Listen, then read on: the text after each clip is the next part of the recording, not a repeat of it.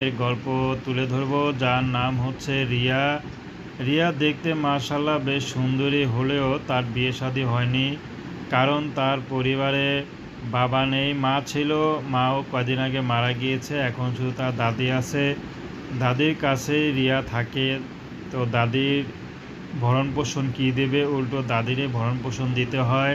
তো মা থাকতে রিয়া কোনো কাজকাম করেনি, রিয়ার মাই কাজ করে সংসারটাকে চালিয়ে নিয়েছে।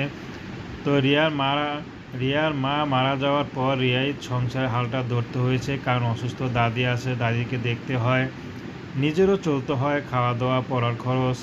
তো রিয়ার পড়াশোনা বন্ধ হয়ে যায়, বেশি দূর পড়াশোনা করতে পারেনি। তো রিয়া বিয়ের বয়স হয়েছে, বিয়ে শাদী করতে চায়, কারণ রিয়ার এখন পরের বাসায় কাজ করতে ভালো লাগে না।